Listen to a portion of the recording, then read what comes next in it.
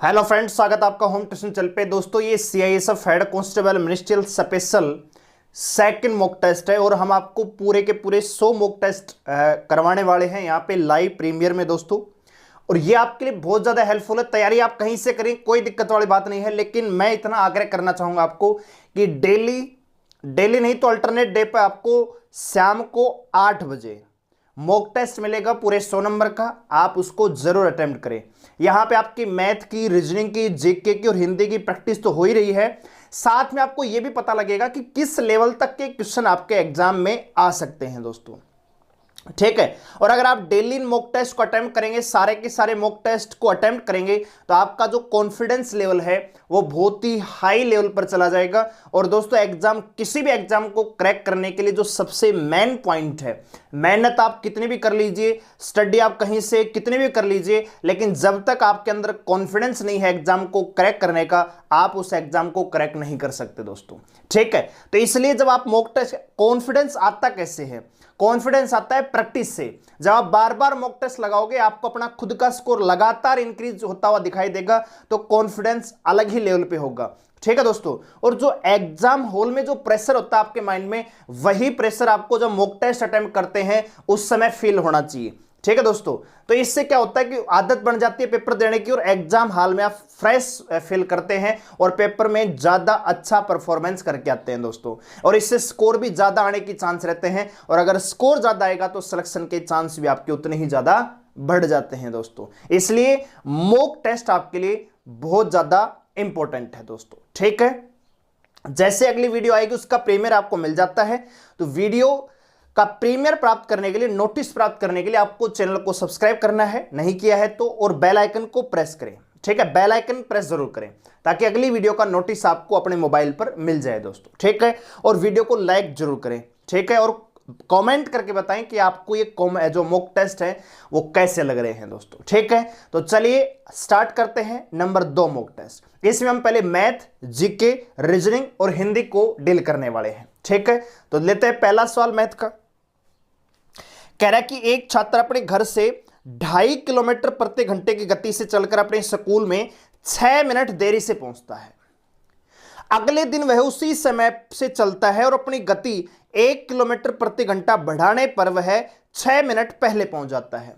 यानी 2.5 किलोमीटर की गति से जाता है तो 6 मिनट लेट हो जाता है, और जब 3.5 किलोमीटर की गति से जाता है सेम डेस्टिनेशन पर, तो दोस्तों 6 मिनट पहले पहुंच जाता है दोस्तों।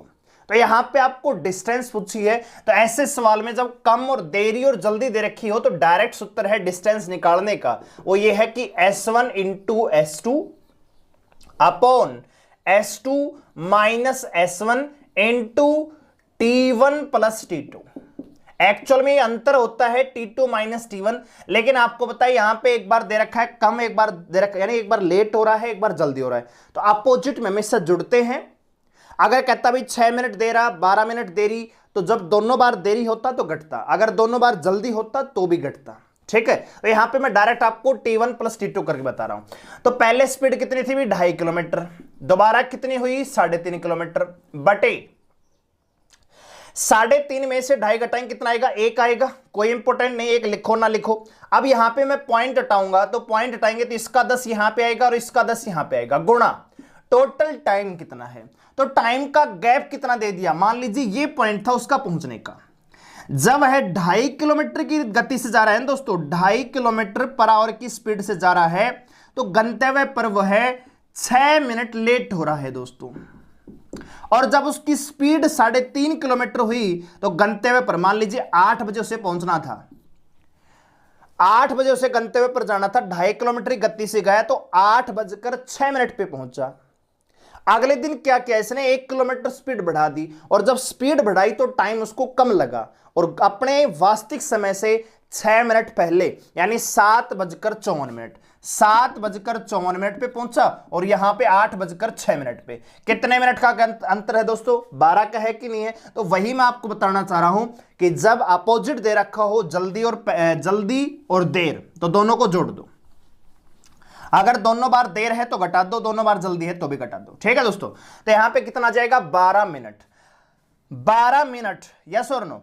अब यहां पे स्पीड को हम किलोमीटर पर आवर में लेके चल रहे हैं, यहां पे 12 मिनट है तो इसको भी आवर में कन्वर्ट करना पड़ेगा, कैसे, बटे में 60 करके। अब कैलकुलेट कर दो, तो 12 पंजे 60, 5 से काटेंगे 5 5 25, 5 दूनी 10, यहां पे 5 7 35, 5 दूनी 10 दोस्तों, कितना आएगा 7/4। इसको लिख सकता हूं 1 सही 3/4 किलोमीटर। जो दूरी है वो 1 सही 3/4 किलोमीटर है। ठीक है दोस्तों, यानी ऑप्शन ए इस सवाल का क्या हो जाएगा, आंसर हो जाएगा। आगे बढ़ते हैं अगले सवाल पर। तो अगला सवाल देखिए क्या कह रहा है, 1008 को एक अंक वाली संख्या से किसी एक अंक वाली यानी एक अंक वाली संख्या से विभाजित किया जाए तो भागफल एक पूर्ण वर्ग संख्या प्राप्त होनी चाहिए दोस्तों। तो ये तो डायरेक्ट सवाल है, आप करके देख सकते हैं। 1008 को अगर मैं यहां पे 8 से डिवाइड करता हूं तो दोस्तों यहां पे आएगा 8 एकम 8, 8 दूनी 16, 8 सिंह 48, ये वर्ग नहीं है। 1008 को यदि मैं दोस्तों 7 से डिवाइड करता हूं तो 7 एकम 7, 3, 7 चौक 28, 7 चौक 28, 12 144 आता है। यानी जब हम क्या 4 से डिवाइड करेंगे तो 4 दूनी 8, 4 दूनी 8, 4 से 28, वर्ग नहीं है। तो यहां पे क्या आंसर आएगा दोस्तों, 7 से डिवाइड करना पड़ेगा। जब आप 1008 को 7 से डिवाइड करेंगे तो भागफल आपको 144 प्राप्त होगा, जो कि किसका वर्ग है, 12 का। ठीक है दोस्तों, तो सवाल का आंसर कितना जाएगा, 7। आगे बढ़ते हैं अगले सवाल पर। कह रहे कि यदि किसी वस्तु की लागत 20% और 25% की दो अनुक्रमिक कटौती के बाद P रुपए आती है तो वस्तु की मूल लागत क्या थी दोस्तों। क्या हो रहा है कि दोस्तों इस पर दो कटौती दी गई है, एक 20% की जिसका मतलब होता है 1/5, एक 25% की जिसका मतलब होता है 1/4 दोस्तों। क्या हुआ कि पहले वस्तु का मूल्य P रुपए था और अब क्या है, मान लीजिए X मान लेते हैं।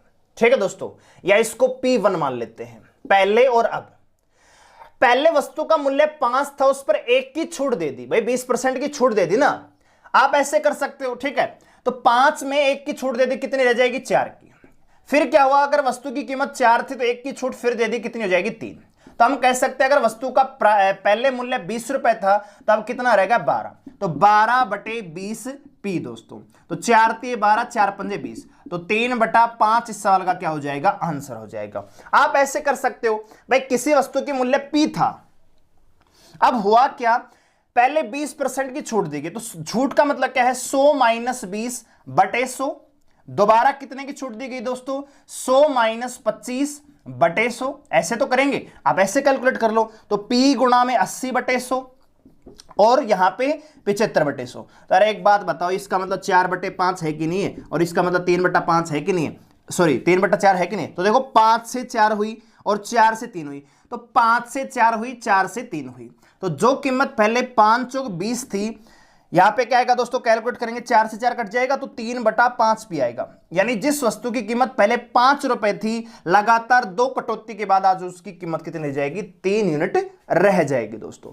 तो आप ऐसे भी कर सकते हो डिटेल से, आप सक्सेसिव मेथड से भी कर सकते हो दोस्तों। ठीक है, आगे बढ़ते हैं। तो आंसर क्या आएगा, 3/5 P दोस्तों। कह रहा है कि 16 आदमी दिन में 14 घंटे काम करके किसी काम को 12 दिन में खत्म कर सकते हैं, पूरा कर सकते हैं, तो 28 आदमी 12 घंटे काम करके उस काम को कितने दिन में समाप्त कर देंगे। तो आप सभी जानते हैं, तो बहुत आसान क्वेश्चन है। फॉर्मूला लगा देंगे, M1D1H1 बराबर M2D2H2। ठीक है दोस्तों, तो यहां पे 16 आदमी 14 घंटे काम करके प्रतिदिन और 12 दिन में काम को खत्म कर रहे हैं। ठीक है, कह रहा है कि 28 आदमी अगर प्रतिदिन 12 घंटे काम करें तो कितने दिन में काम को समाप्त कर देंगे दोस्तों। तो 12 से 12 कट गया, 14 दूनी 28 और 2 अंठे 16 दोस्तों। यानी D2 का माना जाएगा 8 दिन में उस काम को क्या कर देंगे, खत्म कर देंगे। ठीक है दोस्तों, आगे बात समझ में। अगला सवाल कह रहा है कि एक फल विक्रेता को एक निश्चित मूल्य पर आम बेचने पर 25% का लाभ होता है। यदि वह प्रत्येक आम पर 1 रुपए ज्यादा वसूले तो उसे 50% का लाभ हुआ। तो प्रारंभ में आम की कीमत क्या थी, यानी कि जब उसने 25% से लाभ को बढ़ाकर 50% करना चाहा तो उसे आम को 1 रुपए ज्यादा में बेचना पड़ेगा दोस्तों।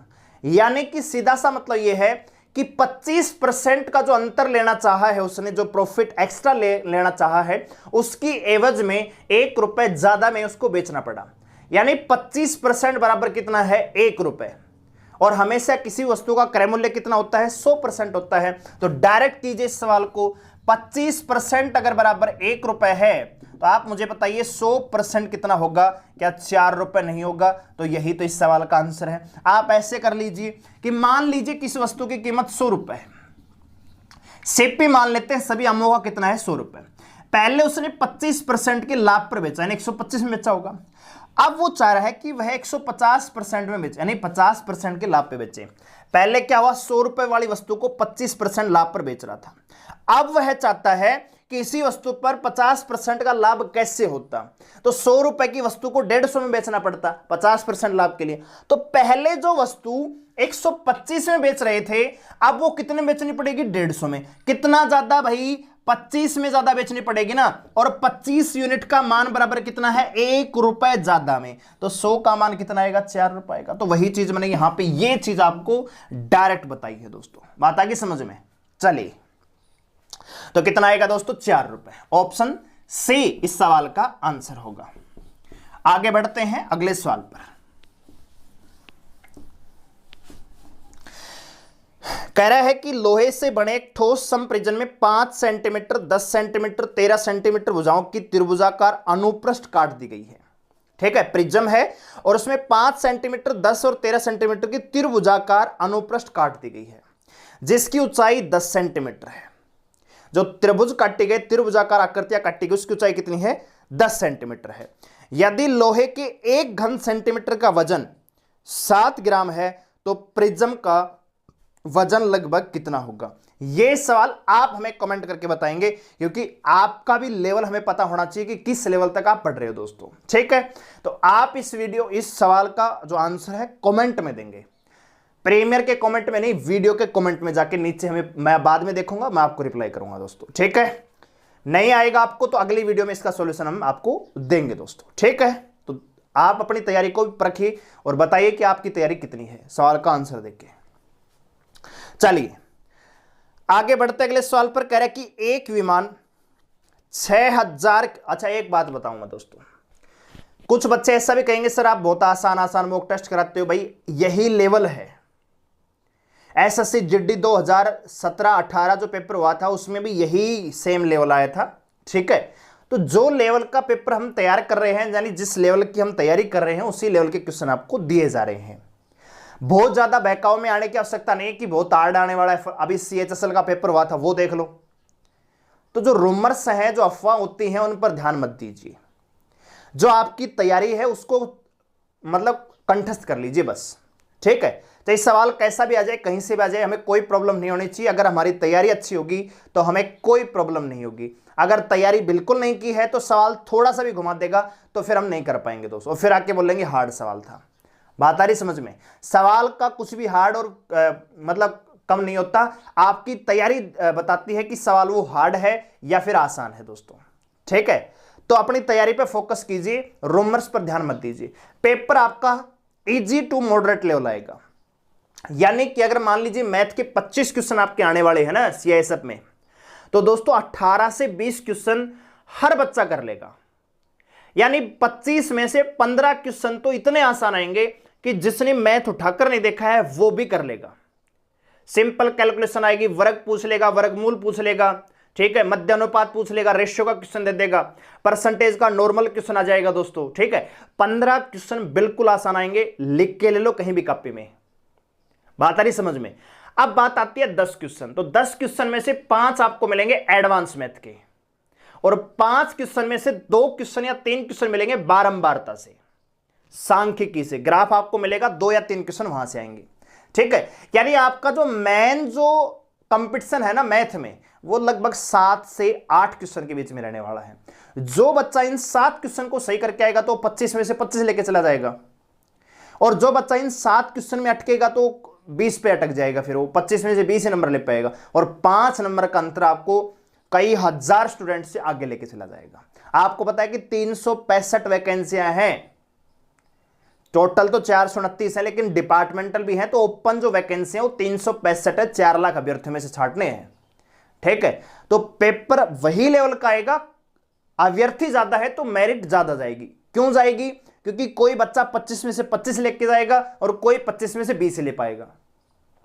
तो 5 नंबर का गैप आपको 50,000 अभ्यर्थियों से आगे लेके जाएगा। दोस्तों बात आएगी समझ में?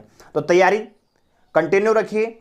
ठीक है, रेगुलर पढ़िए, थोड़ा पढ़िए, मैं बार बार कहता हूं कम पढ़ो कोई बात नहीं, 1 घंटा मैथ पढ़ो, 1 घंटा रीजनिंग पढ़ो, 1 घंटा जीके पढ़ो, 1 घंटा हिंदी पढ़ो, 4 घंटे दिन में पढ़ो, बस कैसे भी करके लगातार पढ़ो, सिलेक्शन कोई रोक नहीं सकता। बात आगे समझ में? नहीं पढ़ोगे आखिरी के महीने में आप तुम 10-10 घंटे पढ़ रहे हो, कोई फायदा नहीं है। ठीक है, थोड़ा पढ़ो, लगातार पढ़ो। आखिरी के महीने में आप कहोगे मैं 12 घंटे पढ़ रहा हूं, 14 घंटे में पढ़ा, कुछ नहीं हो पाया, कुछ होगा भी नहीं कुछ भी। जो बच्चा 1 साल से तैयारी कर रहा है, क्या उसको आप कंपटीशन दे पाओगे आखिरी के 1 महीने में तैयारी करके? नहीं। ठीक है, चलिए तो कह रहा है कि एक विमान 6000 किलोमीटर की दूरी 8 घंटे में तय कर लेता है। तो भाई विमान की स्पीड क्या हो जाएगी? डिस्टेंस अपॉन में टाइम। तो 6000 किलोमीटर, 6000 किलोमीटर चल लेता है 8 घंटे में, तो इसकी स्पीड क्या आएगी? 8 7 56 और 750 किलोमीटर आ जाएगी दोस्तों, 750 किलोमीटर पर आवर। अब नई स्पीड क्या होगी? New speed. कह रहा है कि स्पीड को 250 किलोमीटर बढ़ा दिया। पहले जो स्पीड 750 किलोमीटर थी, अगर आप इसमें 250 किलोमीटर ऐड कर देंगे कितना हो जाएगा दोस्तों? अब जो स्पीड है विमान की 1000 किलोमीटर है, और अब जो डिस्टेंस है ना वो 9000 किलोमीटर है। आपसे टाइम पूछा है कि 9000 किलोमीटर को कितने घंटे में तय कर देगा, तो सीधी सी बात है कितने घंटे में दोस्तों? 9 घंटे में तय कर देगा। अरे डिस्टेंस अपॉन स्पीड करेंगे तो 9 घंटे क्या नहीं आएगा क्या? बिल्कुल आ जाएगा, तो 9 घंटे में तय कर देगा। ठीक है दोस्तों, आगे बढ़ते हैं अगले सवाल पर। यहां पे संख्याएं दे रखी हैं 1 3 5 7 9 11 13 और ये ऐसे बढ़ते हुए 25। तो ठीक है दोस्तों, तो आपको पता होना चाहिए लगातार n विषम संख्याओं का जो औसत होता है वो n स्क्वायर होता है। n स्क्वायर बाई n क्या है? n स्क्वायर तो है ही 25 का स्क्वायर, और n क्या है? नंबर ऑफ संख्याएं। विषम संख्या आखिरी पॉइंट कितना है? तो डायरेक्ट कर देंगे 25 का स्क्वायर बटे 25, तो आंसर आएगा 25। 25 इस सवाल का क्या हो जाएगा? आंसर हो जाएगा। लगातार विषम संख्याएं है ना ये। ठीक है दोस्तों, तो विषम संख्या वाला कंसेप्ट यहां पे लगा दीजिए, डायरेक्ट आंसर आ जाएगा। या फिर कई बच्चे क्या करें, इनको जोड़ेंगे फिर भाग देंगे इनसे, वैसे कर लो, तुम्हारी मर्जी है। ठीक है, बहुत आसान सवाल था। आगे बढ़ते हैं। अब आपसे पूछा है कि मान क्या है, किसका मान पूछा है भाई? रूट के अंदर है 0.123 और फिर 441 है। तो आप इसको सोल्व करेंगे तो कैसे करेंगे दोस्तों? ऊपर तो 441 रहेगा, बटे क्या जाएगा? 3 और 3, 1000 गुणा में 1000 कर दूं, 1000 गुणा में 1000 कर लेते हैं। अरे 3 और 3 है ना, तो 1000 गुणा में 1000 कर दिया। अब देखो इसका तो क्या आएगा? ये तो आएगा 21 बटे इसको 100 गुणा 100 गुणा 100 गुणा कर दे भाई, तो 100 गुणा 100 गुणा 100, ठीक है, बराबर क्या आएगा? 21, मतलब ऊपर वाले का तो निकाल ही दिया, 441 लिख लो, यहां पे कंफ्यूज मत होना, यहां भी 441 लिख लो, बटे 100 गुणा 100 है। अब इसको कैलकुलेट करेंगे दोस्तों यहां से, तो इसका रूट क्या आएगा? 21। अच्छा, इस 100 का रूट क्या आएगा? 10, इस 100 का 10 और इस 100 का भी 10। तो आपको पता है 21 बटे कितना हो जाएगा? 1000। 1000 का मतलब है कि 0.021 इस सवाल का क्या हो जाएगा? आंसर हो जाएगा। यानी कि अगर वर्ग में 6 बिंदु हैं, वर्ग में अगर 6 संख्याओं के बाद पॉइंट है तो वर्गमूल में आधा हो जाता है, 3 के बाद पॉइंट लगेगा। अगर यहां पे 8 होता तो यहां पे 4 के बाद, यहां पे 4 के बाद अगर पॉइंट होता तो यहां पे 2 के बाद। मान लीजिए सवाल ऐसे होता 0.441, 0.0441 ये होता, तो इस सवाल का आंसर क्या होता? 2.1 होता। ठीक है, 0.21। ठीक है, तो आपको ये ध्यान रखना, डायरेक्ट लॉजिक आपको लगाना था, मैंने आपको डिटेल से बता दिया कि अगर भाई वर्ग में अगर मान लीजिए यहां पे 6 के बाद पॉइंट है तो रूट में 3 के बाद हो जाएगा। तो 21 का 3 कैसे बनेगा? एक 0 आपको एक्स्ट्रा लगानी पड़ेगी। चलिए आगे बढ़ते हैं। अब यहां पे सांख्यिकी का क्वेश्चन है बारंबारता का, तो ग्राफ दे रखा है कक्षा में छात्रों के बुद्धि लब्धि प्राप्तांक है। एक तरफ बुद्धि लब्धि प्राप्तांक दे रखे 80 से 90 के बीच में अंक प्राप्त करने वाले छात्रों की संख्या 6 है। 90 से 100 के बीच में प्राप्तांक 9 छात्र हैं। इसी प्रकार से अलग अलग नंबर दे रखे हैं। पहला सवाल क्या कह रहा है, 140 बुद्धि लब्धि अंक प्राप्त करने वाले छात्रों की कुल संख्या कितनी है। तो हमें पता है 130 से 140 के बीच में जो अंक प्राप्त करने वाले हैं उन छात्रों की संख्या 2 है, नीचे नीचे दे रखी है। लेकिन क्या हम यहां पे बता सकते हैं कि इन दो छात्रों में किसने 140 नंबर प्राप्त किया है, या किसने 130 नंबर लिया है, या किसने 135 नंबर लिया है, 136 लिया, क्या बता सकते हैं? बिल्कुल नहीं बता सकते। तो यहां पे दिए गए आंकड़ों से ज्ञात नहीं हो सकता। ठीक है, अगला सवाल, 100 और अधिक बुद्धि लब्धि अंक प्राप्त करने वाले छात्रों की संख्या कितनी है, यह सवाल आ सकता है। क्योंकि 100 और 100 से ज्यादा वाले सारे काउंट कर दो, तो 100 और 110 वाले कितने हैं दोस्तों, 16, प्लस 110 से 120 वाले कितने हैं, 13, 120 से 130 वाले कितने हैं, 4, और 130 से 140 वाले कितने हैं, 2। तो जोड़ेंगे 29, 4, 33 और 2, 35। तो टोटल विद्यार्थी कितने हैं यहां पे जिसने 100 से अधिक बुद्धि लब्धि अंक प्राप्त किए हैं, कितने हैं, 35 दोस्तों। अगला सवाल देख लीजिए,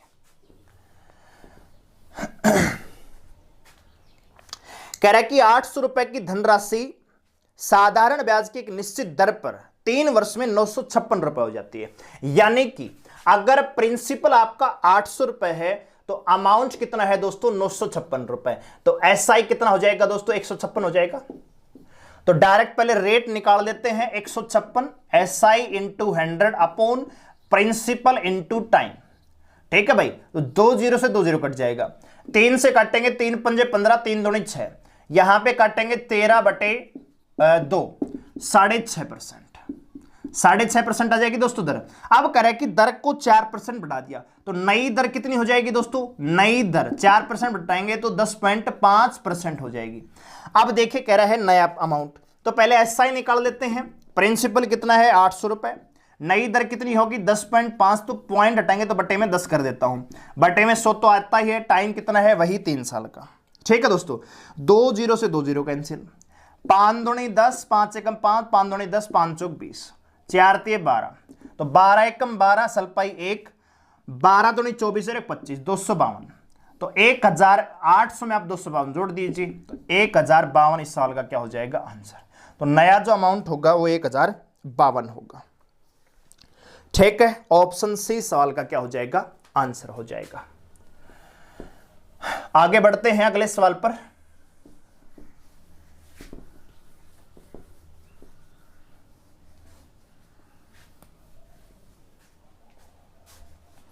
एक बल्लेबाज 17वीं पारी में 87 रन बनाता है और इस प्रकार उसका औसत 3 अंक बढ़ जाता है, तो 17वीं पारी के बाद उसका औसत ज्ञात कीजिए। ठीक है, बहुत आसान सवाल है। देखिए क्या हो रहा है भाई, यहां से लेकर 1 2 3 4 इस प्रकार से करते करते 16 पारियां थी। 17वीं पारी में उसने कितने रन बनाए, 87 रन बनाए।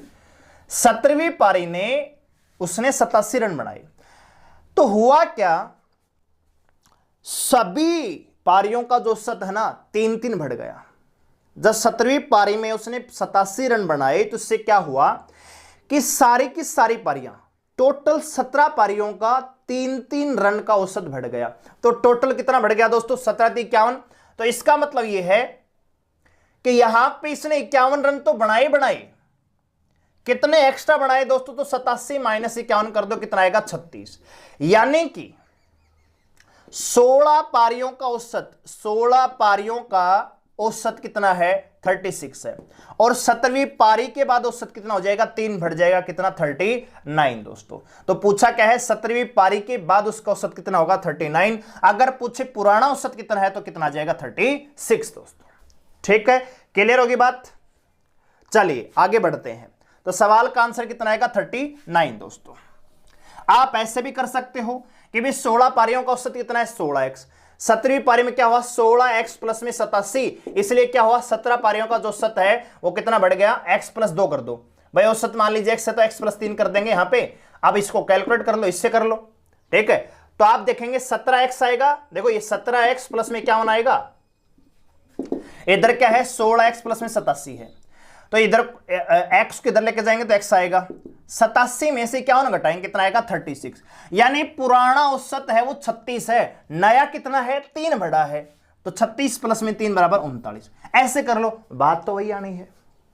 क्लियर होगी बात? तो मैंने आपको डायरेक्ट लॉजिक बताया भाई, 17 पारियां हैं, 17वीं पारी में 87 रन बनाए, इसलिए हुआ क्या सभी 17 का 3-3 बढ़ गए, यानी 17 गुणा में 3 टोटल 51 बढ़ा, तो 51 घटा तो 87 में से 36, ये पुराना औसत 36 था, अब 3 बढ़ गया तो कितना हो जाएगा 39 दोस्तों। ठीक है, उम्मीद है आपको समझ में आई होगी बात। आगे बढ़ते हैं अगले सवाल पर। कह रहा है कि दो व्यक्तियों की आयु का औसत है ना, आयु का अनुपात 5:9 है, एक ए है और एक बी है, आयु का अनुपात 5:9 है। अच्छा जी, उनमें से एक की आयु दूसरे से 40 वर्ष अधिक है, तो ये कितना अधिक है दोस्तों 4 यूनिट, 4 यूनिट बराबर है 40 यूनिट के, 40 वर्ष के, तो एक का मान कितना आएगा 10, तो ये 90 साल का है, ये 50 साल का है। पूछा क्या है आयु का योग, तो 140 वर्ष। ठीक है, दोनों की आयु का योग कितना जाएगा 140 वर्ष आ जाएगा दोस्तों। याद रखेंगे हम CISF हेड कांस्टेबल मिनिस्ट्रियल का मॉक टेस्ट कर रहे हैं। ठीक है दोस्तों, तो जिस लेवल का पेपर आने वाला है वही मॉक टेस्ट आपको करवाए जा रहे हैं। कह रहा है कि एक दुकानदार टीवी सेटों के पूरे स्टॉक को खत्म करने के लिए टीवी सेट पर 12% की छूट देता है। यदि टीवी का अंकित मूल्य 6500 रुपए है तो टीवी का बिक्री मूल्य क्या होगा? तो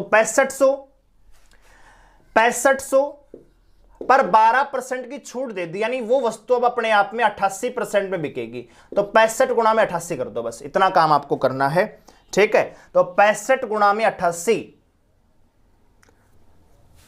65 गुणा में आपको 88 करना है। तो कैसे कर सकते हो आप, ये 90 कर लो, बटे में 2 कर दो, तो देखो 88 को हम 90 माइनस 2 कर सकते हैं, तो 9 पंजे 45, सलपाई 4, 9 छकी 54, 4 58, या 5850 माइनस 130 कर दो, तो लगभग 5720 रुपए के आसपास आपका आंसर आएगा। ऑप्शन बी 5720, ऐसे भी कैलकुलेट कर सकते हो। ठीक है दोस्तों, कैलकुलेशन का तरीका मैंने बताया है जो आसान रह सकता है, 5720 रुपए। अगला सवाल देखिए, कह रहा है कि 243 और 3 जीरो है, इस संख्या को जो दिए गए ऑप्शन है इनमें से किससे विभाजित किया जाए कि भागफल एक पूर्ण वर्ग संख्या प्राप्त हो जाए। तो जब आप इसको 1 से भाग देंगे तो आएगा 243,000, यानी 2,43,000। क्या ये किसी संख्या का घन है? नहीं है। आपके दिमाग 70 का जो क्यूब होता है वो होता है 343, 1 2 3, ये आएगा, यहां पे 243 है, तो 1 वाला नहीं चलेगा, 3 वाला, तो 3 से करेंगे दोस्तों, 3 अंठे 24 और 3 एकम 3, ये 81,000 आएगा। तो ये किसका क्यूब है दोस्तों? ये तो किसी का क्यूब नहीं है। 81 का किसी का क्यूब है क्या? नहीं है ना। 27 से भाग देंगे तो 27 से भाग देंगे तब भी नहीं आएगा। ठीक है, क्योंकि 27 निमन 9,000 आएगा, तो 9 भी किसी का क्यूब नहीं है। तो बचता क्या है दोस्तों? आखिरी में 9। जब आप इस संख्या को 9 से भाग देंगे, जब इस 2,43,000 को आप 9 से भाग देंगे, कितना आएगा दोस्तों? 9 दूनी 18 और 9 7 63, और ये 3 जीरो आएगा। ये क्यूब किसका है दोस्तों? ये है 30 का। जब आप 30 का क्यूब करेंगे तो ये 27,000 ही आएगा, यानी कि इस संख्या को किससे डिवाइड करना पड़ेगा? 9 से डिवाइड करना पड़ेगा। ठीक है दोस्तों, तो 9 ही सवाल का आंसर आएगा। जब आप इस संख्या को 9 से भाग देंगे तो आंसर मिलेगा 27,000, और 27,000 क्यूब है किसका? 30 का। अगला सवाल कह रहा है कि कोई राशि 15% वर्ष की साधारण ब्याज की दर पर 1725 रुपए हो जाती है और 20% वार्षिक ब्याज की दर से उतने ही समय में 1800 रुपए हो जाती है। तो राशि बताइए दोस्तों। ठीक है, तो मान लेते हैं राशि अगर x है, ठीक है, राशि अगर x है दोस्तों, तो पहले हुई 1725 माइनस x हो जाएगा ये। ठीक है, अब यहां पे हुआ क्या? x गुणा में t इंटू पी बटे 100 तो करते हैं। तो 1725 में जब आप ये जो अमाउंट है इसमें आप अगर मूलधन घटाएंगे तो आपका क्या बचेगा? ब्याज। और ब्याज बराबर क्या होता है? मूलधन गुणा में दर गुणा में समय बटे 100। आपके पास दे क्या रखा है दोस्तों? 15% की वार्षिक ब्याज दे रखी है। x गुणा में t इंटू 15, ये आपको दे रखा है। ये पहली समीकरण आपकी बन जाएगी। बात आ रही समझ में भाई? मानना मूलधन कितना, x रुपए। अगर आप टोटल अमाउंट में मिश्र धन में से आप मूलधन घटाएंगे तो बचेगा क्या, साधारण ब्याज। साधारण ब्याज का सूत्र क्या होता है, मूलधन गुणा में दर गुणा में समय बटे 100। मैं आपको x से बता रहा हूं बिल्कुल डिटेल से, ठीक है दोस्तों। अब हुआ क्या, दूसरा कह रहा है कि उतनी ही राशि 1800 हो जाती है, यानी 1800x 1800 माइनस x बराबर, अब दर कितनी है, x गुणा में t इंटू 20 बटे 100 दोस्तों। यह समीकरण नंबर 2 है। अब दोनों समीकरण को जब भाग देंगे तो 1725 माइनस x बटे 1800 माइनस x, ये कट जाएंगे सारे, बचेगा क्या, 15 बटे 20 बचेगा। और 15 बटे 20 का मतलब 5 या 15, 520। इसको 4 से भाग दीजिए, इसको 3 से भाग दीजिए, ठीक है। तो 4x माइनस 3x होगा। तो 1800 गुणा में 3, 5400 में से आप घटा दीजिए कितना दोस्तों, इसका 4 गुणा, 17 चौक 68 और 25 चौक 100, 6900। 4 गुणा कर दीजिए ना, 4 पंजे 20, असल पाई 2, 4 दूनी 8, 10, 4 7 28, 1 29 और 4 6900। इधर से 18 दूनी 54, 54 आएगा, ठीक है। तो भाई ये 1300 आना चाहिए। इसका यहां पे मल्टीपल कर लेंगे, 1725 1800, ठीक है दोस्तों। तो 15 बटे 3, 5 15, 520, 4 से गुणा करेंगे 4x, ये 3 से, तो ये 5400 आएगा, इधर से 6900 आएगा। तो 5400 घटाएंगे तो यहां पे आपका आना चाहिए 1500 रुपए, ऑप्शन डी, ठीक है। 1500 इसका आंसर आ जाएगा, ठीक है। चलिए, बिल्कुल बेसिक से मैंने आपको बता दिया है।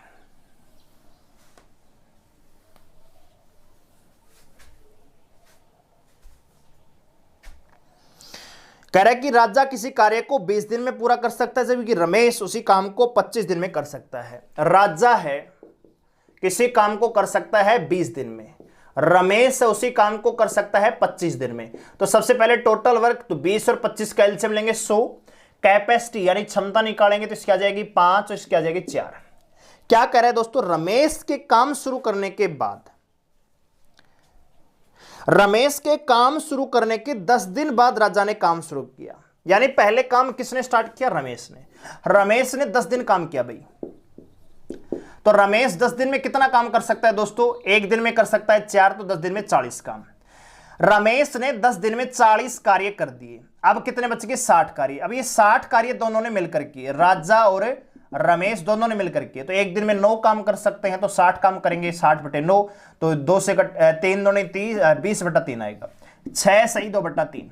तो कह क्या रहा है दोस्तों, पूरा काम होने में कितना समय लगेगा, तो 10 दिन ये, 6 सही 2 बटा 3 दिन ये, तो काम पूरा होगा 16 सही 2 बटा 3 दिन में, ठीक है दोस्तों।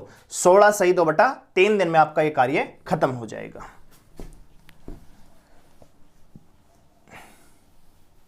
अगला सवाल देख लीजिए। कह रहे कि एक विक्रेता अपने माल पर अंकित मूल्य लागत मूल्य से 20% अधिक लिखता है और अपने ग्राहकों को 10% की छूट देता है, तो उसका लाभ परसेंट क्या होगा। तो यहां पे चीज सिंपल सी है कि मार्क प्राइस होता है, एक सीपी होता है और एक एसपी होता है। मान लीजिए वस्तु का क्रय मूल्य 100 रुपए है, तो ये दुकानदार है 100 रुपए में खरीद के लाया। अब इसने क्या कर दिया, अंकित मूल्य को 20% बढ़ाकर लिखा भाई। यानी जब आप किसी दुकान में जाओगे तो आपको शर्ट का कीमत नजर आएगा 120 रुपए, फिर आपको कहेगा कि मैं 10% की आपको छूट दे रहा हूं। तो 120 रुपए की वस्तु पर जब आप 10% की छूट देंगे तो कितने में बिकेगी दोस्तों, 108 रुपए में। यानी कि 100 रुपए वाली वस्तु फाइनली 108 रुपए में बिक रही है। तो कितने परसेंट का लाभ हो रहा है दोस्तों, 8% का यहां पे प्रॉफिट हो रहा है। ऑप्शन सी इस सवाल का आंसर आ जाएगा, ठीक है भाई, सिंपल सवाल है। चलिए आगे बढ़ते अगले सवाल पर। कह रहा है कि एक कॉलेज में हुए चुनावों में से एक उम्मीदवार को 62% अंक प्राप्त हुए। मान लीजिए टोटल अंक यानी टोटल जो कुल मत हैं 100 हैं, एक को मिले कितना दोस्तों, 62%। तो दूसरे को कितने मिले दोस्तों, 38%। कितने वोटों से जीता भाई, तो 12 में 8 गई 4 और 5 में 3 गई 2, 24% वोटों से जीता। 24% बराबर है कितने के? 144 के। तो 100% का मान आपसे पूछा, तो बटे 24 यानी कितना आ जाएगा? कुल मत आ जाएगा यहां पे 600। तो कुल मतों की संख्या कितनी थी? 600। अरे 24 छक 144 गुणा में 100 कर देंगे, ठीक है। कुल मत कितने हैं? 600 हैं दोस्तों।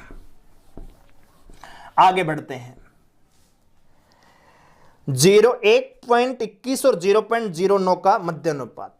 मध्य अनुपात आपको बताना है, तो माध्य अनुपात का दोस्तों सीधा सूत्र है √AB, ठीक है, रख दीजिए बस।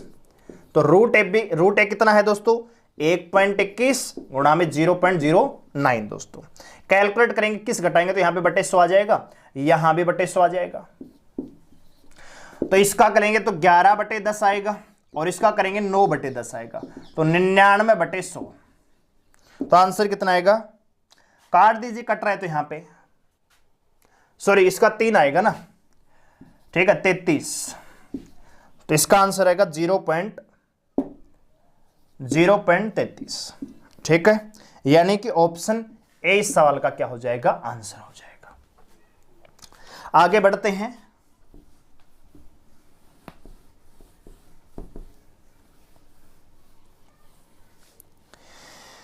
कह रहा है कि ए और बी की औसत आयु 200 है और सी और डी की औसत आयु 250 है, तो सभी चारों की औसत आयु कितनी होगी दोस्तों? ठीक है, तो देखिए आप इसको डायरेक्ट कर सकते हो। ए प्लस बी की औसत आयु कितनी है? 200, और सी और डी की औसत आयु कितनी है? 250। जब आप इन चारों को जोड़ रहे हो, चारों की औसत आप कर रहे हो, तो आप क्या करोगे? 200 डायरेक्ट कैसे करोगे दोस्तों? देखो इनकी 200 है, इनकी 250 है, तो औसत से कितना ज्यादा है दोस्तों? 50। तो इसको मैं 200 प्लस में 50 लिख सकता हूं। ये 50 चारों में 50 है, इनको 4 लोगों में बांट दो। तो 50 को जो आप 4 लोगों में बांटोगे तो 4/50 आएगा, 50/4 आएगा, तो काटेंगे यहां पे 25/2, ठीक है, 12.5। तो 12.5 और बढ़ जाएगी, ठीक है। या आप ऐसे कर सकते हो, इनकी औसत आयु अगर 200 है तो ये हो जाएगा टोटल 400, ये 25 दूनी 50, 900/4 आएगा। 900/4 को कैलकुलेट कर लीजिए, तो 4 दूनी 8, ठीक है, बच्चे का तो 4 दूनी 8 और 4 पंजे 20 दोस्तों, ठीक है। तो कुल आयु जो औसत आयु है ना, ये कितनी हो जाएगी? 225 हो जाएगी।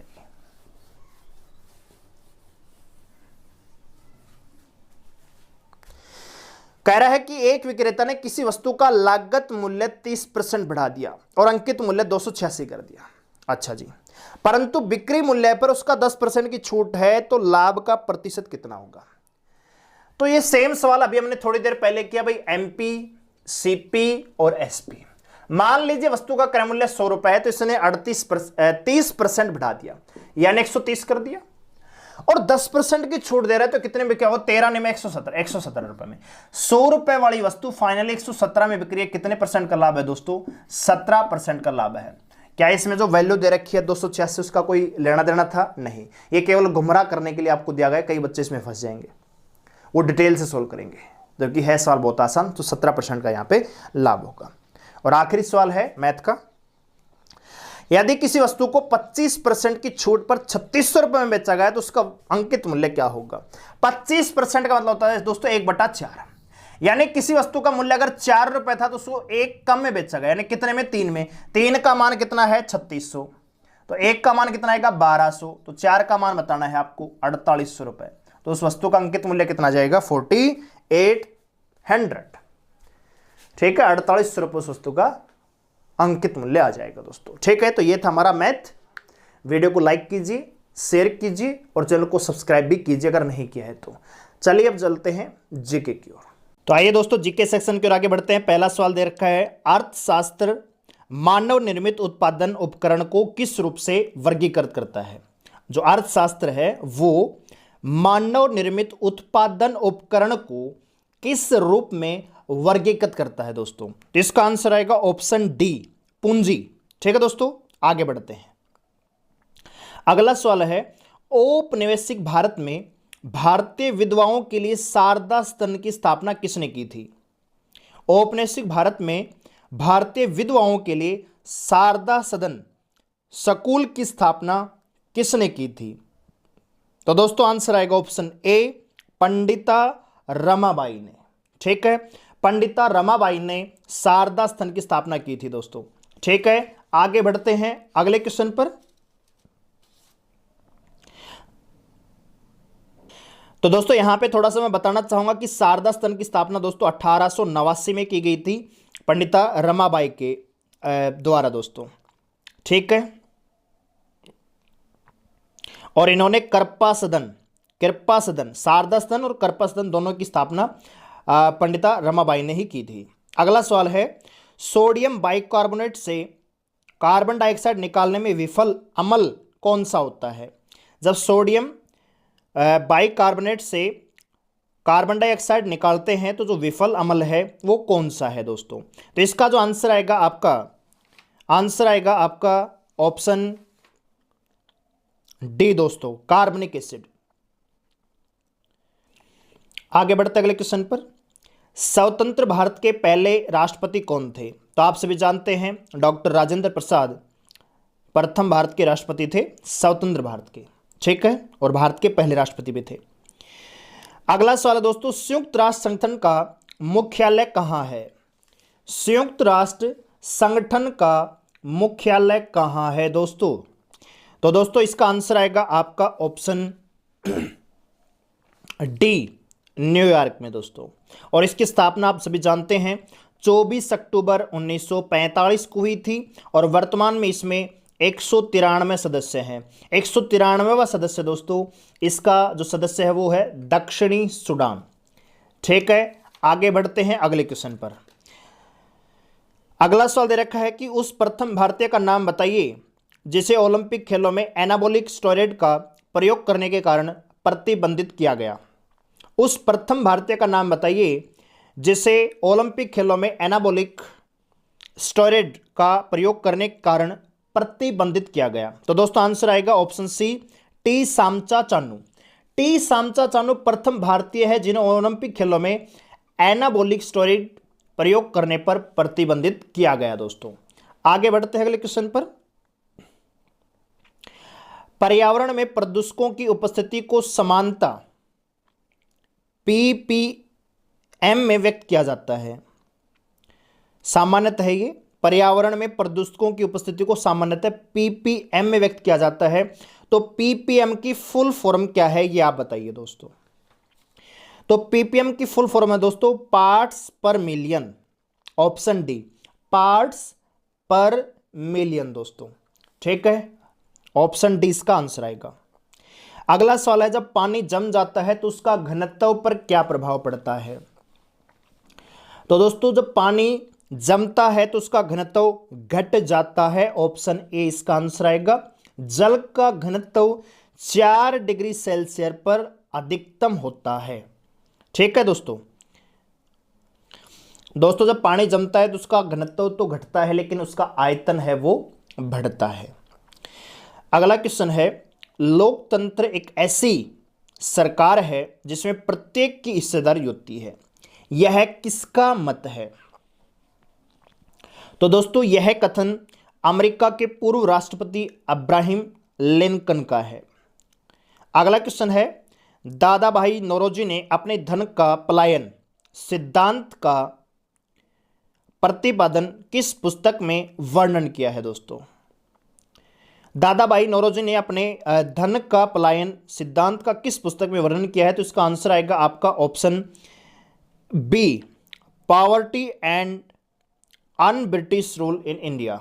ठीक है दोस्तों, आगे बढ़ते अगले क्वेश्चन पर। मदर टेरेसा की जयंती मनाने के लिए उन पर टिकट निम्नलिखित में से किस देश में प्रकाशित किया गया है?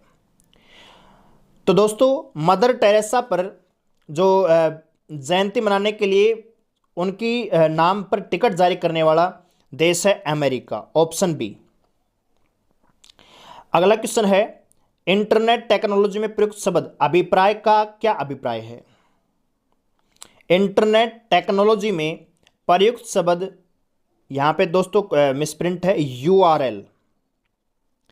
ठीक है, इंटरनेट टेक्नोलॉजी में प्रयुक्त होने वाला शब्द यूआरएल, इसका मतलब क्या है इसका? तो यूआरएल का मतलब है दोस्तों uniform resource locator, option D याद रखेंगे।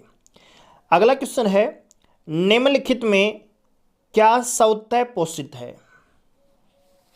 निम्नलिखित में से क्या स्वतः पोषित है? तो दोस्तों शैवाल जो दोस्तों थैलोफाइट वर्ग के पादप हैं, जिनका शरीर विभिन्न भागों में वर्गीकृत नहीं होता है। ये हरितलवक स्वपोषी प्रकाश संश्लेषित पादप होते हैं। शैवाल मुख्यतः साफ जल तथा लवणीय जल में पाए जाते हैं और शैवालों के अध्ययन को दोस्तों फाइकोलॉजी कहा जाता है। क्या कहा जाता है दोस्तों? फाइकोलॉजी, याद रखेंगे, यह भी पूछा जाता है। आगे बढ़ते अगले क्वेश्चन पर। दिल्ली के किस सुल्तान ने कठोर नीति अपनाई? तो दोस्तों आंसर आएगा ऑप्शन ए बलबन। दिल्ली के सुल्तान बलबन ने 1265 से 1287 के बीच में राज किया और उन्होंने कठोरता की नीति अपनाई। ठीक है दोस्तों, इसने पूर्ण निरंकुशता प्राप्त करने हेतु अपने राजस्व के सिद्धांत का प्रतिपादन किया तथा दरबार में सिजदा और पायबोस। सिजदा का मतलब दोस्तों चूमना, जो भी व्यक्ति इनके दरबार में आता था वो इनके पैर चूमता था। और पायबोस का मतलब है दोस्तों चूमना। ठीक है, सिजदा का मतलब लेटना, पायबोस का मतलब चूमना। ठीक है, ऐसी प्रथाएं भी इन्होंने जारी की और लोह रक्त की नीति भी इन्होंने ही जारी की दोस्तों। अगला क्वेश्चन है, जिला कलेक्टर का पद कब बनाया गया दोस्तों? तो जिला कलेक्टर का पद दोस्तों 1772 के व्यवस्था के सुधार में किया गया दोस्तों। ठीक है, ऑप्शन सी। ठीक है, ऑप्शन सी इसका आंसर आएगा। 1772 में जिला कलेक्टर का पद सृजित किया गया। अगला क्वेश्चन है, विश्व व्यापार संगठन का मुख्यालय कहां है? तो विश्व व्यापार संगठन का मुख्यालय दोस्तों जनेवा स्विट्जरलैंड में है। ठीक है, और इसकी स्थापना 1995 में की गई दोस्तों। ठीक है, आगे बढ़ते अगले क्वेश्चन पर। सबसे छोटा महासागर कौन सा है? तो सबसे छोटा महासागर आप सभी जानते हैं आर्कटिक महासागर है तथा प्रशांत महासागर विश्व का सबसे बड़ा एवं सर्वाधिक गहरा महासागर भी है दोस्तों। अगला क्वेश्चन है, निम्नलिखित में से क्या एक अदिश राशि है? तो अदिश राशि यहां पे आपको बतानी है, तो आंसर आएगा अविम। अदिश नहीं है दोस्तों, अविम राशि है, अविम। तो आंसर आएगा ऑप्शन ए प्रभेद। आगे बढ़ते हैं, तेलुगु कृति अमुक्त मलवेड़ा का लेखक कौन है? तेलुगु कृति अमुक्त मलवेड़ा, इसके लेखक कौन है दोस्तों? ठीक है, तो तेलुगु भाषा का ये एक राजनीतिक ग्रंथ है। अमुक्त मलवेड़ा या अमुक्त माल्यद कृष्ण देव राय द्वारा रचित है दोस्तों। ठीक है, तुल्लु वंशीय कृष्ण देव राय ने 1509 से 1528 के बीच तक राज किया दोस्तों। विजयनगर के महान शासक रहे, जिनके दरबार में 9 रत्न पाए गए दोस्तों। ठीक है, आगे बढ़ते हैं अगले क्वेश्चन पर। नगदी रिजर्व अनुपात किसका उपकरण है दोस्तों? तो ये दोस्तों एक मौद्रिक नीति का उपकरण है। ठीक है, जिसके तहत प्रत्येक वाणिज्यिक बैंक अपनी कुल जमा राशि का एक निश्चित भाग आरबीआई के पास नगद रखने के लिए बाध्य है दोस्तों। ठीक है, नगदी रिजर्व अनुपात दोस्तों क्या है? एक मौद्रिक नीति है जिसके तहत प्रत्येक वाणिज्यिक बैंक को अपनी कुल जमा राशि का कुछ भाग, यानी वो भी निश्चित है, आरबीआई के पास नगद रखा जाता है दोस्तों। आगे बढ़ते अगले क्वेश्चन पर। बीसीजीटीके में सी शब्द से क्या अभिप्राय है? तो बीसी शब्द का जो विस्तारित रूप है बैसिलस क्लेमेट कलरेंड है दोस्तों। ठीक है, तो सी का मतलब है कलमेट। ठीक है, ऑप्शन ए इसका आंसर आएगा। आगे बढ़ते अगले क्वेश्चन पर। शेरशाह की महानता किसमें निहित है? तो दोस्तों अभी आप सभी जानते हैं शेरशाह सूरी वंश का एक महान सम्राट था। उसकी महानता का प्रमुख कारण उसके द्वारा किए गए प्रशासनिक सुधार हैं। ठीक है, ऑप्शन डी जीटी रोड भी इनके द्वारा बनवाया गया था। ठीक है, सड़कों का निर्माण, सरायों की व्यवस्था, डाक व्यवस्था, अनेक परोपकारी कार्य इन्होंने अपने शासनकाल में किए हैं दोस्तों। ठीक है, तो शेरशाह सूरी की महानता प्रशासनिक सुधार में है दोस्तों। अगला क्वेश्चन है, वातावरण में मौजूद सल्फर के ऑक्साइड बारिश में धुल जाते हैं और क्या बनते हैं? तो दोस्तों जब वातावरण में मौजूद सल्फर के ऑक्साइड बारिश में धुल जाते हैं तो वो औद्योगिक धूम का निर्माण करते हैं। ऑप्शन डी सवाल का आंसर आएगा। अगला क्वेश्चन है गुरु जल का रासायनिक संगठन क्या होता है? गुरु जल का रासायनिक संगठन क्या होता है? तो दोस्तों गुरु अर्थात भारी जल का रासायनिक संगठन है D2O, ठीक है। और इसका सामान्यतः प्रयोग मंदक के रूप में किया जाता है, ठीक है दोस्तों। किसके रूप में? मंदक के रूप में, ठीक है। न्यूक्लियर रिएक्टर में इसका प्रयोग मंदक के रूप में होता है। और आखिरी क्वेश्चन दोस्तों, कृषि से भारतीय औद्योगिक विकास को बढ़ावा किस प्रकार मिलता है?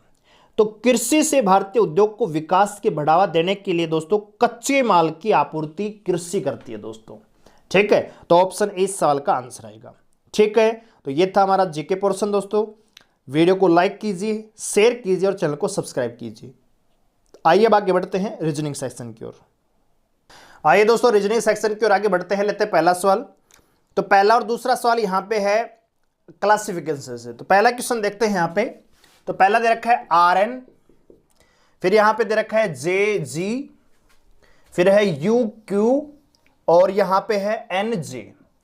तो यहाँ पे प्लेस वैल्यू देखते हैं 18, ठीक है, 10 7, यहाँ पे 21 और यहाँ पे है 17, यहाँ पे 14 और यहाँ पे 10।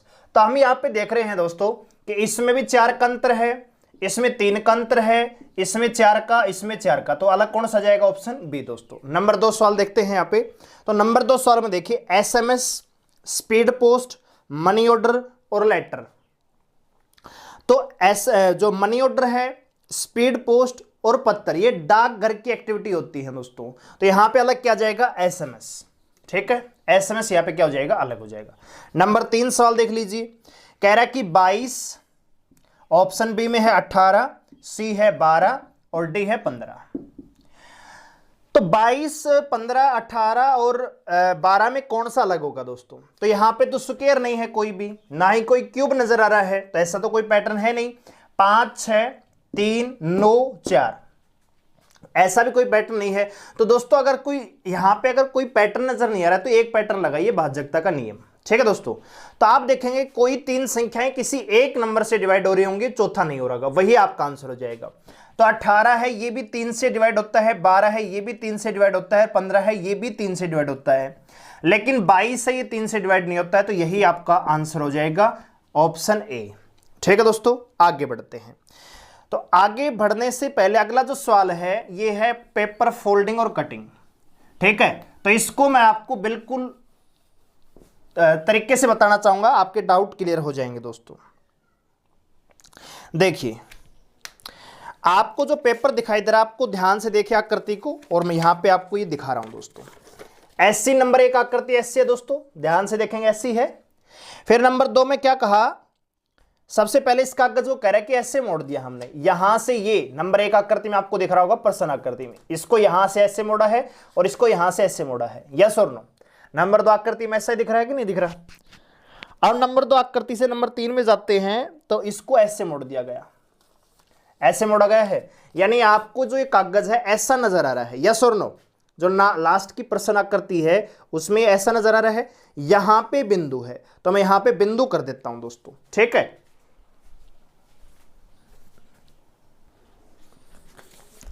तो दोस्तों मैंने यहां पे आपके सामने यहां पे स्पेस कर दिया है। अब इसको ओपन करते हैं।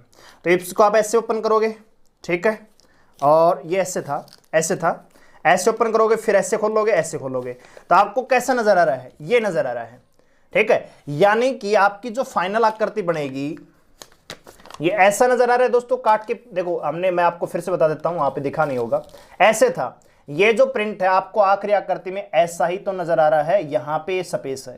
जब आप इसको ओपन करोगे तो ऐसे ओपन करोगे, फिर आप नीचे खोलोगे, ऐसे खोलोगे, तो आपको नजर क्या आएगा दोस्तों? इस प्रकार की बोला आकृति है, एक छेद यहां है, एक यहां है, दूसरा यहां है और चौथा यहां है दोस्तों, ठीक है। तो ऐसा किस में दिखाई दे रहा है? ऑप्शन सी में।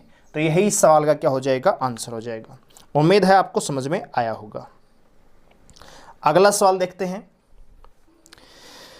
कह रहे कि इंटरडिपेंडेंट में से कौन सा शब्द नहीं बनाया जा सकता। तो इंटरडिपेंडेंट में देखें दोस्तों तो यहां पे डिपेंड बन सकता है क्या? बिल्कुल बन सकता है। अच्छा जी, ऑप्शन सी में देखें तो इंटरडिपेंडेंट में आर का प्रयोग एक बार हुआ है, जबकि रिट्रीट में आर का प्रयोग 2 बार किया गया है। तो ऑप्शन बी रिट्रीट यहां पे नहीं बन सकता दोस्तों। रिट्रीट यहां पे देखिए आपको 2 बार आर का प्रयोग हुआ है, जबकि दिए गए शब्द में आर केवल 1 बार प्रयोग हुआ है। तो यहां से ऑप्शन बी आपका क्या हो जाता है? आंसर हो जाता है। आगे बढ़ते अगली आकृति। तो यहां पे प्रश्न आकृति को पूरा करना है। तो आप सभी जानते हैं, तो बहुत आसान है। जो कॉलम है, जो स्पेस आपको बताया गया है, इसमें कौन सी आकृति आएगी दोस्तों? सबसे पहले तो यहां पे सर्कल कंप्लीट होगा, फिर आपकी ये इस प्रकार से जो आकृति है ये कंप्लीट होगी। तो इसके हिंट पे आप देख सकते हो दोस्तों। फिर आपकी ये आकृति यहां से ऐसे और ये कंप्लीट होगी दोस्तों, ठीक है।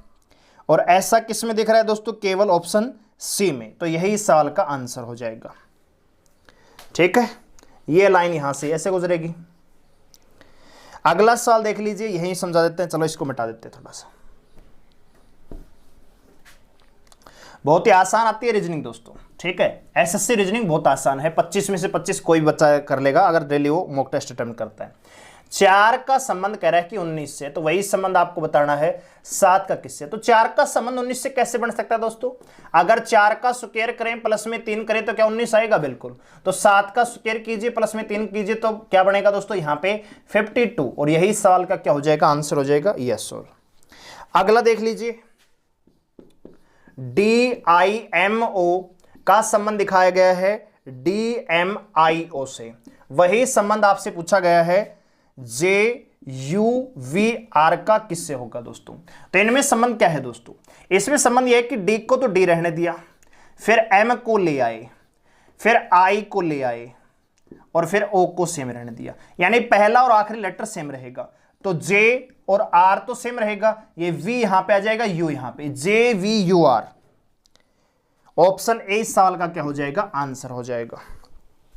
अगला सवाल कह रहा है कि पुस्तक का संबंध पुस्तकालय से है। तो दोस्तों वृक्ष का संबंध किससे होगा? तो जैसे ढेर सारी पुस्तकें पुस्तकालय में मिल सकती हैं, वैसे ही ढेर सारे वृक्ष आपको कहां मिलेंगे दोस्तों? फॉरेस्ट में, जंगल में, वन में दोस्तों, ठीक है। अगला सवाल देख लीजिए, जैसे फ्रांस देश की जो भाषा है वो फ्रेंच है दोस्तों, वैसे ही डच है वो किसकी भाषा है दोस्तों? हॉलैंड की, ठीक है। तो सवाल का आंसर क्या आएगा? हॉलैंड, ठीक है। अगला सवाल देखते हैं, ये इंपॉर्टेंट है।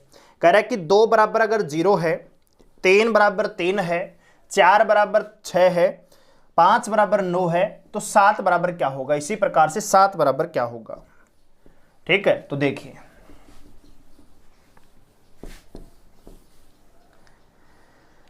दो बराबर है वो 0 दे रखा है, 3 बराबर है वो 3 है, 4 बराबर है 6 है, 5 बराबर है 9 है, और 7 बराबर आपसे पूछा है क्या होगा दोस्तों। तो देखिए, 2 को क्या माना गया दोस्तों? 0, और 3 को 3, तो कितना बढ़ा के दोस्तों? यहां से 3 प्लस करके, फिर 4 को 6, क्या पिछला 3 था ये 6 है, फिर से कितना बढ़ा के दोस्तों? +3, ये भी +3 है तो ये भी +3 कर देंगे, तो 9 से कितना कर देंगे दोस्तों? 12 कर देंगे। तो आंसर क्या जाएगा? 12, ठीक है। अगला सवाल देख लीजिए, ये तो मिरर इमेज का है, इस प्रकार से आकृति बनी हुई है, ये वैसे वाली, और यहां पे दर्पण लगा हुआ है, तो दर्पण में क्या बन जाएगी दोस्तों? इसका अपोजिट हो जाएगी, ठीक है।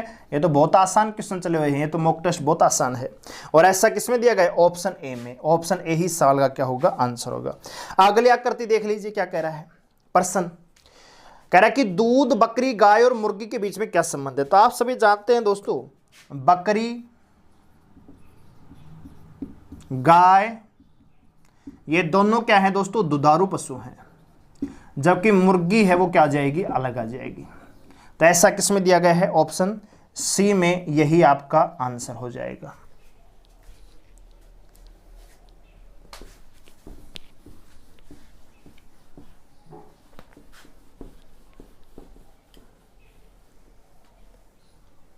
आगे बढ़ते अगले सवाल पर। अगला सवाल देख लीजिए, कह रहे हैं दोस्तों, अगला सवाल देखिए दोस्तों, क्या कह रहा है? 48, 6, 12, 2 और 10। सवाल में दे रखा है कि प्लस का मतलब है भाग, यहां पे आएगा भाग, ठीक है। माइनस है वो प्लस के लिए, यहां पे प्लस है भाई, और भाग है वो गुणा के लिए, और प्लस है वो फिर से भाग के लिए, ये दिया गया है। और कह रहा है कि इसको बोडोमा से सोल्व नहीं करना, सीरियल से सोल्व करना है। पहले हम इसको सोल्व करेंगे तो कितना आएगा दोस्तों 8, 8 को 12 से जोड़ेंगे, 12 और 8 20 आएगा, 20 गुणा में 2 40, 40 को भाग देंगे 10 से तो कितना आएगा दोस्तों 4, और सवाल का आंसर भी कितना होगा 4 होगा। कह रहा है कि किसी सांकेतिक भाषा में स्टोव STOV को लिखा हुआ है EVOTS, तो हम जा रहे हैं फर्स्ट को लास्ट में लिखा गया है, फिर इस प्रकार से क्रम है, ठीक है। इसी प्रकार से हम कर देंगे रिपोर्ट को भी, ठीक है। REPORT, बहुत आसान सवाल है, यहां पे TROPET ये आ जाएगा इसका टॉपर, ठीक है। ऑप्शन डी इस सवाल का आंसर हो जाएगा, ठीक है। अगला सवाल देख लीजिए, सार्थक क्रम में अरेंज करना है। क्या क्या दे रखा है दोस्तों, बालक है, शिशु है, ठीक है, विवाह है, शिक्षा है। तो पहले है क्या होता है दोस्तों, बच्चा पैदा होता है यानी शैशव अवस्था, शिशु बनता है। तो शिशु का मतलब सबसे पहले क्या आएगा दोस्तों 4 नंबर, फिर वो बड़ा होता है उसको हम बालक कहते हैं यानी नंबर 1, फिर हम उसका शिक्षा ग्रहण करवाते हैं, बालक है वो शिक्षा ग्रहण करता है यानी नंबर 5, 4 1 5, ऑप्शन ए इस सवाल का आंसर आ जाएगा। कह रहा है कि एक पुरुष विक्रेता के, एक फूलों के विक्रेता के पास 133 गुलाब है, 5/7 बेच दिए। बेच कितने दिए दोस्तों, बेच दिए इसने 5/7 यानी 7 में से 5 बेच दिए, तो बचे कितने दोस्तों,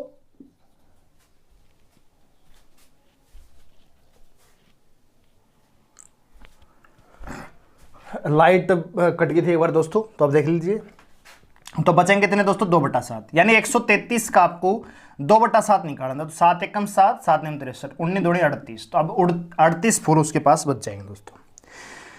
अगली आकृति दोस्तों, छिपी हुई आकृति बतानी है कि किसमें प्रश्न आकृति है वो निहित है दोस्तों। तो आप देखिए आकृति ऑप्शन 4 है, उनको ध्यान से देखें किसमें निहित हो सकती है, किसमें छुपी हुई है। तो आपको यहाँ पे क्लियर नजर आ रहा है कि जो ऑप्शन बी है उसमें जो इस प्रकार की आकृति बनी हुई है, इसी में तो आकृति निहित है। ये देखो यहां से ये और ये वाली, तो यही प्रश्न आकृति में है और ये यहां पे हो जाता है, तो ऑप्शन बी इस सवाल का आंसर हो जाएगा। अगली आकृति है कि जो प्रश्न आकृति दे रखी है इनमें 4 अलग अलग पॉइंट दे रखे हैं, इनका प्रयोग करते हुए आपको एक आकृति बनानी है। यानी मुख्य रूप से कहा जाए तो ये सवाल भी छुपी हुई आकृति का ही है। आपको देखना है कि कौन सी ऐसी आकृति जिनमें ये चारों 500 जो दे रखे हैं ना, ये छुपे हुए हैं। इस प्रकार से ये है, इस प्रकार से ये है, इस प्रकार से ये है, इस प्रकार से ये है, और बीच में जो आकृति है ये वाली, ये आपको देखना है कि किस आकृति में छुपे हुए हैं। तो यहां पे अगर ध्यान से देखें तो ऑप्शन ए ही इस सवाल का आंसर होगा। क्यों? क्योंकि ऑप्शन ए में ही इन चारों को कनेक्ट करते हैं तो आपकी आकृति इस प्रकार से बनती है, ठीक है। ये बड़े वाली बन जाएगी यहां से इस प्रकार से, और ये यहां पे ऐसे बन रही है, तो ऑप्शन ए ही सवाल का क्या होगा आंसर होगा, ठीक है दोस्तों। अगला सवाल यहां पे मैट्रिक्स से है, तो मैं यहां पे इसको थोड़ा सा मैट्रिक्स नहीं बनाऊंगा, ऑप्शन है इनको मैं लिखूंगा ताकि मैं आपको जल्दी समझा सकूं कैसे आप इस सवाल को, जब एग्जाम में क्वेश्चन आएगा ओएमआर सीट पर, तो आप कैसे इस सवाल को मात्र 5 सेकंड में सोल्व कर सकते हो। तो पहले मैं लिख देता हूं ऑप्शन 0203 5701। ऑप्शन बी में दे रखा है 33 34 76 22। ऑप्शन सी में दे रखा है 14 10 69 14, 14 10 69 14। ऑप्शन डी दे रखा है 21 22 88 और 33। आपको शब्द बताना है दोस्तों फायर, FIRE, यानी कि आपको ऐसे सवाल में करना क्या है दोस्तों, आपको पीछे से चेक करना है केवल एक लेटर को, यानी ई है इन 4 स्थानों पे होना चाहिए। अगर दिए गए ऑप्शन के अकॉर्डिंग ई है दी गई पोजीशन पर नहीं मिलेगा तो ऑप्शन क्या हो जाएगा, एलिमिनेट हो जाएगा। तो जैसे ई होना चाहिए 01 पर, तो 01 पर क्या ई है, बिल्कुल है। अब ऑप्शन बी में 2 2 पर ई होना चाहिए, तो 2 2 पर ई नहीं है, तो ये ऑप्शन क्या हो गया, एलिमिनेट हो गया। 1 4 पर ई होना चाहिए, तो 1 4 पर एफ है, तो ये ऑप्शन भी एलिमिनेट हो गया। 3 3 पर ई होना चाहिए, तो 3 3 पर भी एफ है, तो ये भी ऑप्शन एलिमिनेट हो गया। ऑप्शन ए आपका आंसर हो जाएगा। इस प्रकार से आपको मैट्रिक्स के सवाल को हमेशा पीछे से सॉल्व करना है। हमने ई को चेक किया तो हमने डायरेक्ट 3 ऑप्शन एलिमिनेट कर दिए। अगर आप आगे चेक करोगे तो ज्यादातर में मिल जाते हैं, पहले 2 तो आपको हर में मिल जाएंगे, तो टाइम वेस्ट ज्यादा होगा, इसलिए पीछे से चेक करो। मान लीजिए ई है, वो मान लीजिए यहां पे 1 4 पर मिल जाता, तो हम कहते हैं भाई ये भी ऑप्शन हो सकता है आंसर, ये भी हो सकता है। फिर दूसरा चेक कीजिए, आर को यहां पे चेक कीजिए और यहां पे चेक कीजिए, ऑप्शन एलिमिनेट हो जाएगा। बात आ रही समझ में? ऑप्शन को एलिमिनेट करके सोल्व कीजिए। तो ऑप्शन ए सवाल का क्या होगा, यहां पे आंसर होगा। अगला सवाल देख लीजिए, कह रहा है कि 5 मित्र एक पंक्ति में दक्षिण दिशा में मुंह करके बैठे हुए हैं। ठीक है, तो दक्षिण दिशा में मुंह करके बैठे हैं, तो जो आपका राइट है वो इनका क्या है दोस्तों, लेफ्ट है। ये बायां है इनका और ये दायां है दोस्तों, क्योंकि इनका मुंह ऐसे है, 1 2 3 4 और 5 ऐसे बैठे हुए हैं। मोहन बालू और राजू के बीच में है और राजू परवीन के ठीक दाएं है। ठीक है, तो परवीन के ठीक दाएं कौन है दोस्तों, परवीन, और इसका दायां कौन सा होगा, ये वाला। इधर कौन बैठा है, राजू, और राजू और बालू के बीच में कौन बैठा है, तो बालू यहां से आएगा, बालू। राजू और बालू के बीच में कौन बैठा है दोस्तों, मोहन। अच्छा, एक व्यक्ति है अमित, बालू के दाईं ओर है, तो अमित है वो बालू के, यहां पे आएगा अमित। थोड़ा सा इधर कर दिया मैंने, यहां पे कर लेते हैं भाई, ये सीधा सा हमने बना तो दिया। मोहन यहां पे आएगा, बालू यहां पे आएगा, और ये अमित है, ये इस बालू के भी दाईं ओर है। यहां पे आएगा आपका राजू, राजू बैठा है किसके, परवीन के दाएं, ये इसकी बैठक है। पूछा है कि सबसे दाएं और कौन है, तो सबसे दाएं और कौन है दोस्तों, अमित। ऑप्शन 20 का आंसर आ जाएगा। अगला सवाल देख लीजिए, मैट्रिक्स का सवाल है। तो मैट्रिक्स के सवाल को अगर ध्यान से ऑब्जर्व करें तो बहुत ही आसान सवाल है, यहां पे तो कुछ भी नहीं है, बहुत ही इजी सवाल है। कह रहा है कि 5 6 4 34 है, यहां पे 4 7 2 30 है, तो 8 यहां पे 3 है, फिर 8 है, फिर क्वेश्चन मार्क, और यहां पे भी 30 है। तो आप देख रहे बहुत आसान, 6 पंजे 30, इनका गुणा और ये जोड़ दिया गया, तो 6 पंजे 30 और 4 34, 7 चौक 28 और 2 30, तो 8 या 24 में कितना जोड़े कि 30 आएगा, तो 6 आएगा। इस सवाल का आंसर क्या जाएगा, 6 आ जाएगा। ठीक है दोस्तों, बहुत ही आसान सवाल है। आगे बढ़ते हैं। अगला सवाल यहां पे सीरीज का दे रखा है, तो पहली सीरीज को ध्यान से देखें, तो भाई बी सी डी, और फिर क्या हो रहा है, डी बी सी, फिर कह रहा है कि ई एफ जी, फिर कह रहा है कि यहां पे क्या आएगा, और फिर आपसे पूछा एच आई जे दोस्तों। तो हम देखें यहां पे 2 3 4, यहां पे क्या हो, 4 2 4, 4 2 3 दोस्तों।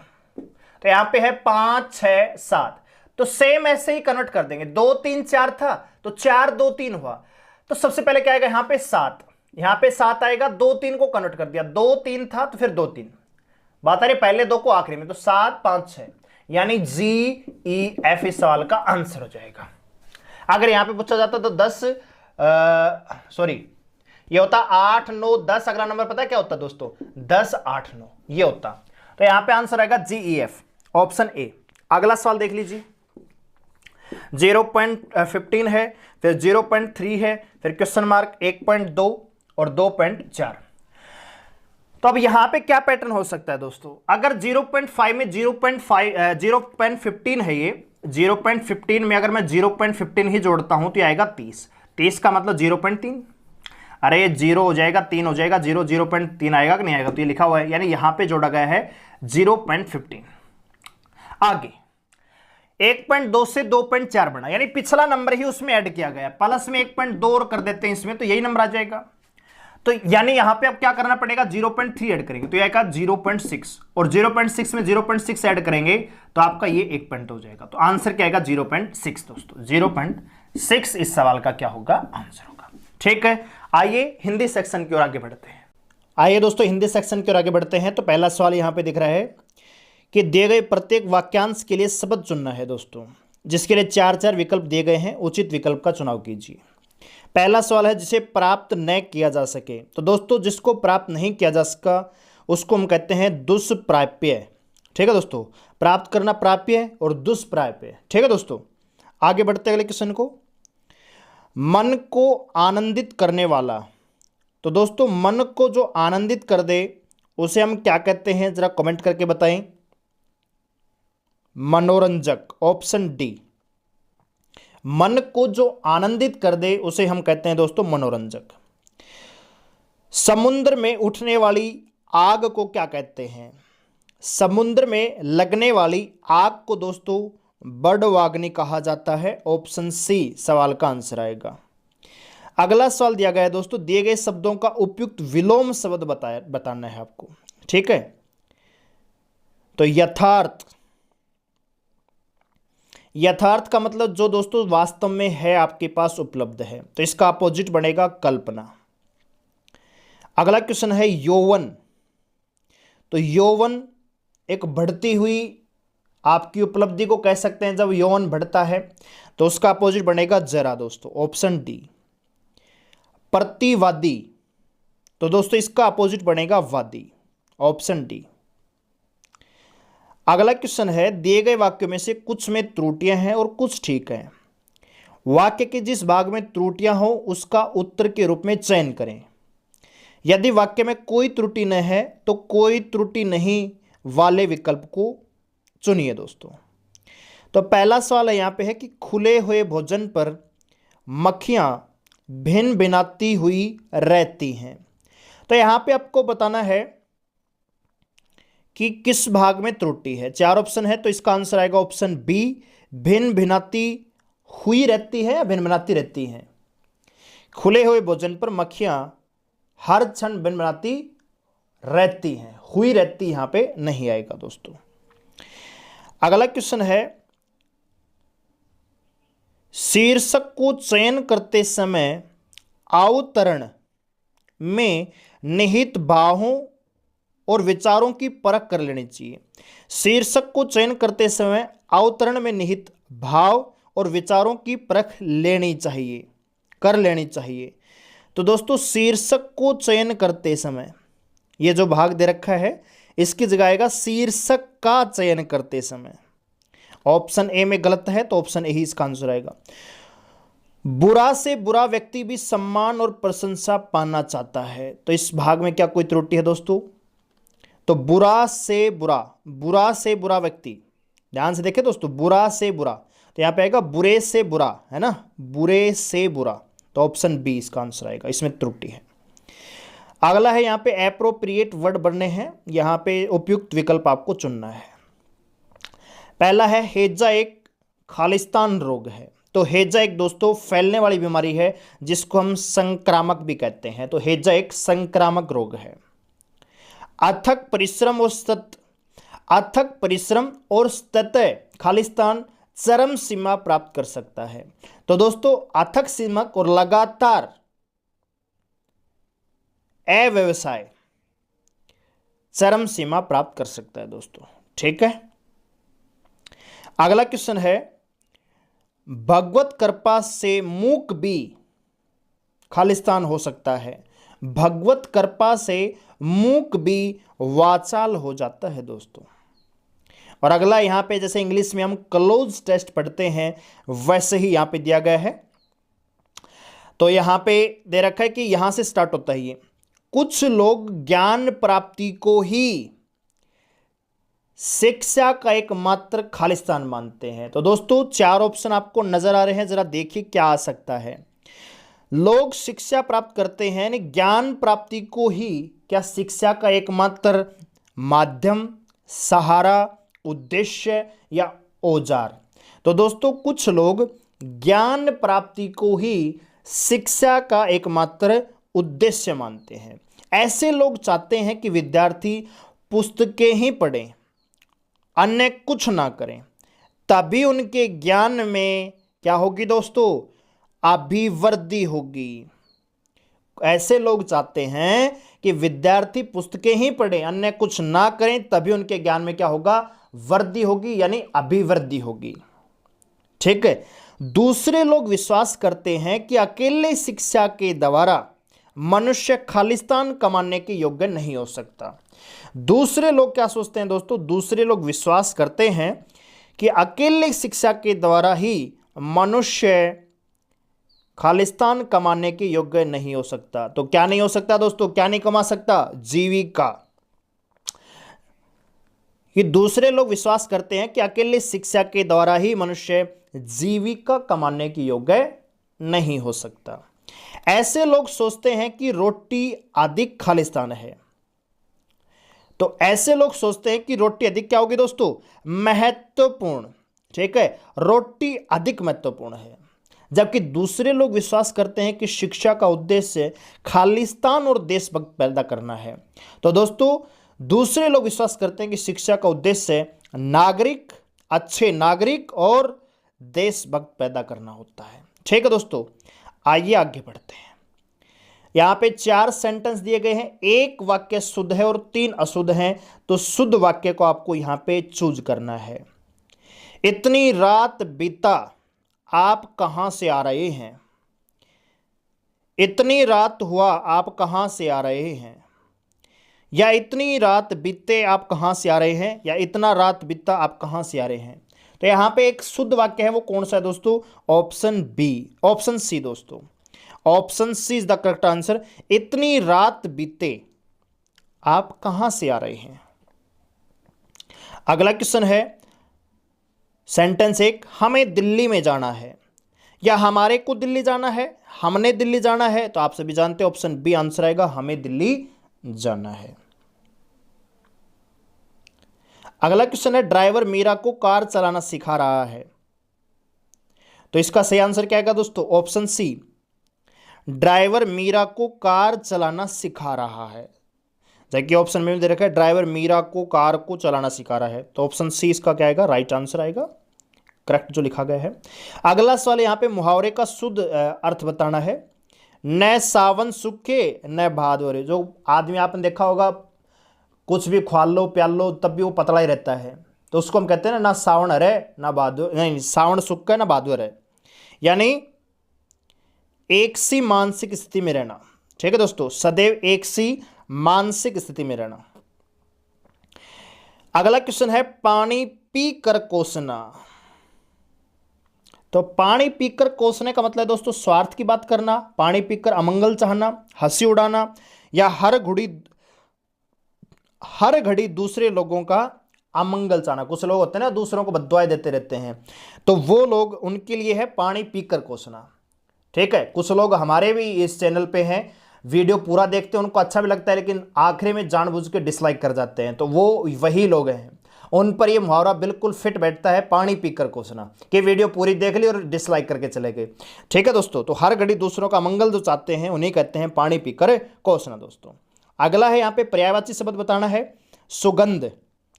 तो सुगंध का दोस्तों बनेगा सौरभ, ऑप्शन ए। बादल का पर्यायवाची बनेगा दोस्तों पयोद, और जंगल का पर्यायवाची बनेगा दोस्तों कानन, ऑप्शन डी। ठीक है दोस्तों, तो ये था हमारा मॉक टेस्ट। आपको कैसा लगा जरूर कमेंट करके बताएं, आपने कितना स्कोर किया ये भी हमें जरूर बताएं। और दोस्तों वीडियो को लाइक करें, शेयर करें और चैनल को सब्सक्राइब करें अगर नहीं किया है तो, और बेल आइकन को प्रेस करना मत भूलना। धन्यवाद।